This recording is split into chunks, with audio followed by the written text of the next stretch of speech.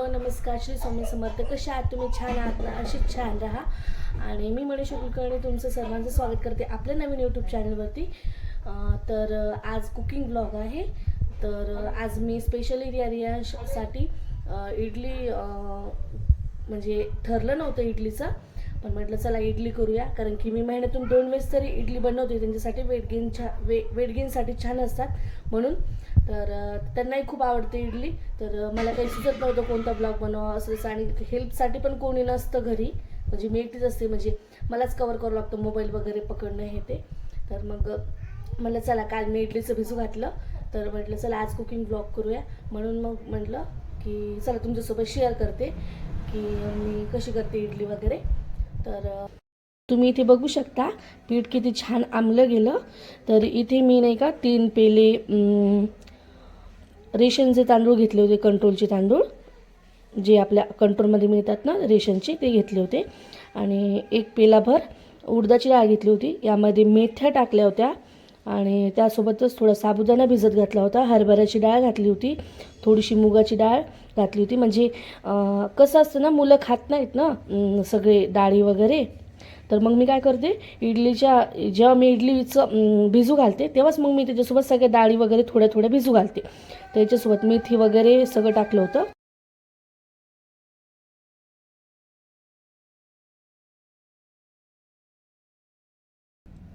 तर आता फक्त रियांश आणि त्यांच्या बाबांसाठीच करायची आहे इडली. अजून आमचं सांबार पण व्हायचं आहे. तर आता फक्त त्यांना चटणी आणि इडलीच खायची आहे. तर मग मी आता फक्त थोडंसं पीठ घेते.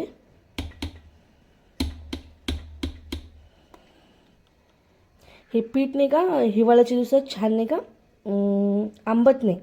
तर यावर तुम्ही छान पोतं वगैरे किंवा असं गरमीच्या ठिकाणी ठेवू शकता. म्हणजे आपल्या एखाद्या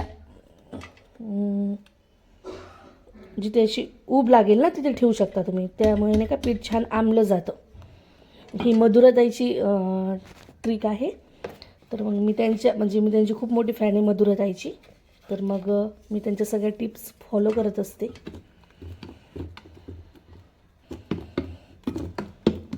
तुम्हाला सर्वांना तर माहितीच असेल मधुराज रेसिपी म्हणून.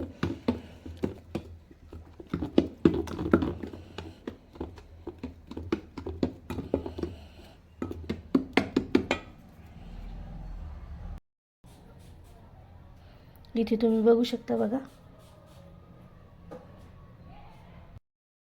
इथे तुम्ही बघू शकता मी आता इडली सेट करते. आता मी सांबारची तयारी करते.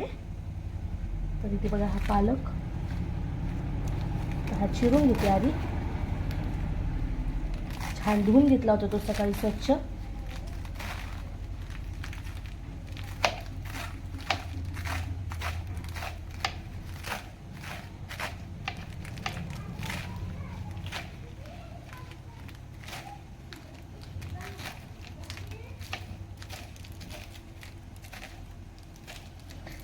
म्हणजे कसं होतं ना, यूट्यूबवरती अशी भक्कम रेसिपी आहेत ना सांबारची.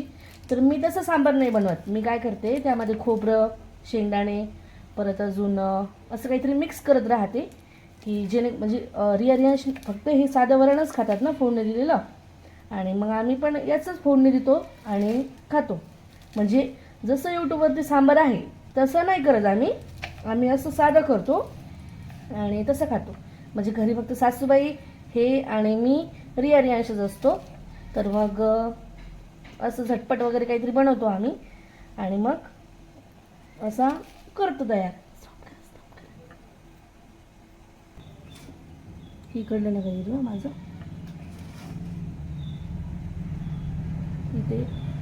इथे एक टोमॅटो घेतला, छोटासाच आहे.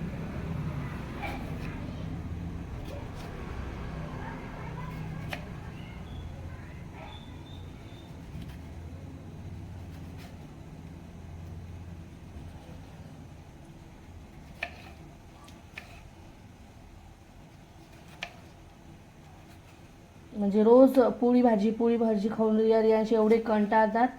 म्हणजे रोज वरण भात, संध्याकाळी पोळी वरण. तर मग मी असं काहीतरी त्यांच्यासाठी करत असते. तसंच तर ते खूप जिवार करतात खाण्याचं वगैरे.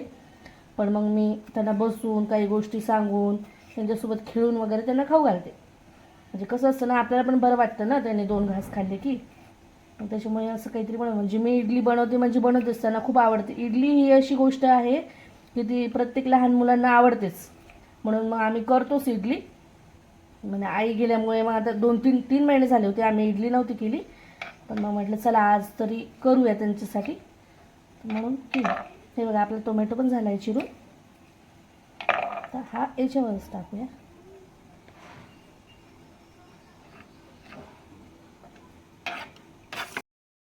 मी काय करते बऱ्याचदा, जे पीठ राहिलेलं असतं त्यात मीठ न टाकता ते थोडंसं बाजूला पाण्यामध्ये ठेवून देते, आणि जेव्हा दुपारी रिया रियांश झोपेतून उठतात तेव्हा मी ते पीठ घेते आणि जो पालक आणि टोमॅटो तेलामध्ये परतून घेतलेला असतो, तर तो पालक आणि टोमॅटो त्यामध्ये टाकते.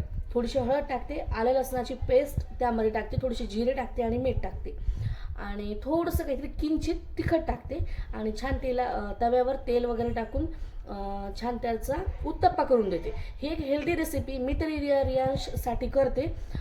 खातात. मी त्यांना केचप वगैरे टोमॅटो सॉस हे काहीही त्यांना देत नाही. ते तसेच तेल मीठ वगैरे त्याच्यासोबत लावून खातात, आवडीने खातात. मी असं बनवते, काही काही करून बघत असते मी असं त्यांना काही काही. पण रियांश कधी कधी खूप असं हट्ट करतात किंवा पळतात इकडे तिकडे, खातच नाही. पण मग मी त्यांच्या मागे लागून त्यांना खाऊ घालते, असं मी करते. म्हणजे आपण म्हणतो हे खात नाही लेकरं, ते खात नाही, पण तसं नाही करायचं. आपण वेळात वेळ काढून आपल्या घरातली 2 कामं नाही झाले तरी चालेल, पण त्यांच्याजवळ बसून त्यांना खाऊ घालायचं. बघा आता रिया इडली खातीये. कशी आहे रिया इडली? कशी आहे? कशी आहे का इडली? का ग इडली आहे का? कशी आहे इडली? कशी आहे? कर ना, छान छान कर कर. छान छान आहे का? तुला आवडते का?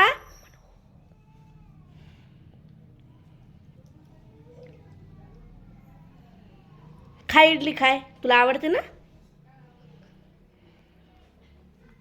नुकताच नंदबाईचा फोन येऊन गेला. आता सासूबाई जाणार आहेत तिकडे ताईंच्या घरी, म्हणजे इथे बुलढाणाजवळ जी भादोला आहे तिथे राहतात त्या.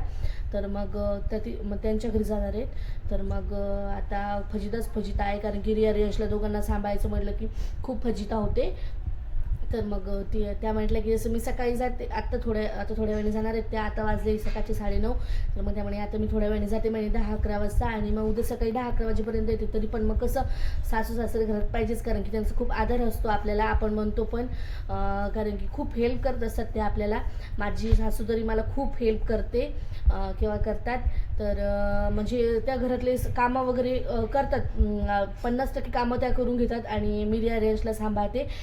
खरंच मी नशिबवान आहे की मला अशा सासू मिळाल्या, कारण की बऱ्याच ठिकाणी असं होतं ना की लेकरं आणि घरातलं काम वगैरे पण आपल्यालाच मॅनेज करावं लागतं. म्हणजे घरातले कामं वगैरे मी करते, पण मला खूप उशीर होतो. मग कसं एखाद्या सासू बोलतात ना की एवढा उशीर झाला, जसं म्हणजे माझी सासूबाई बिलकुल म्हणत नाही. जेवायला पण आम्हाला 1:30-2 वाजतात, पण ते कधीच म्हणत नाही मला की जसं उशीर झाला जेवायला वगैरे.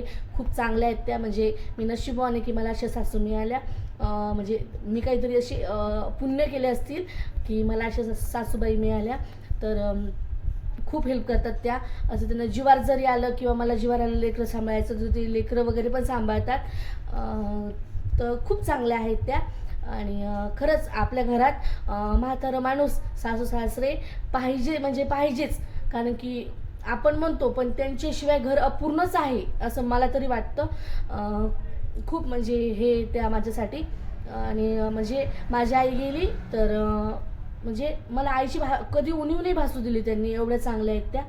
म्हणजे मी असे देवाचे आभार मानते की जन्मोजन्मी, आपण म्हणतो ना जन्मोजन्मी आपल्याला हाच नवरा मिळो, पण मी असं नाही म्हणणार जन्मोजन्मी मला नवरा तर हाच मिळो, पण मला सासू सासरे पण असेच मिळत राहो.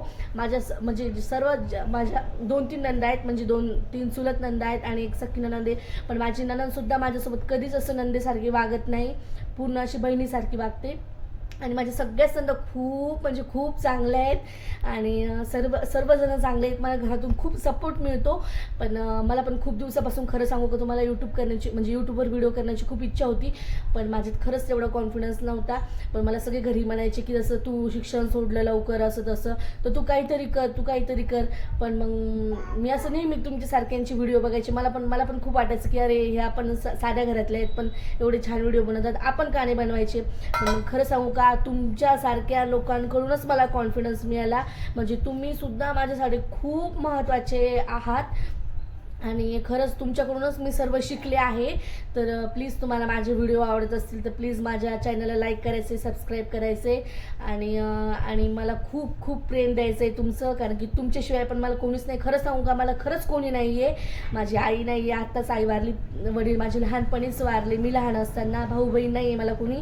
म्हणजे जे बाहेरचे यांचे जे मित्र आहेत ते माझे भाऊ आहेत. म्हणजे सक्का भाऊही करणार नाही कोणी, एवढं ते करतात माझ्यासाठी.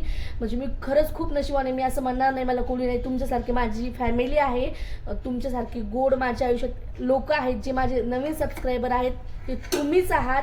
एवढे गोड आहात आणि तुमच्यासारखे नवीन सबस्क्राईब जे मला भेटणार आहात तीच तुम्ही माझे खरंच एवढे हे आहात, आदर्श आहात की मी तुम्हाला सांगू नाही शकत. कारण की यूट्यूब हे आहे की खूप काही शिकण्यासारखं आहे, नवीन लोक जोडण्याचं आहे. आणि खरंच तुम्ही जर मला माझी बहीण वगैरे म्हणत असाल तर खरंच माझ्या चॅनलला लाईक कराल, सबस्क्राईब कराल आणि शेअर कराल, कमेंट कराल, गोड एक गोड कमेंट कराल आणि मला प्रोत्साहित कराल. थँक्यू.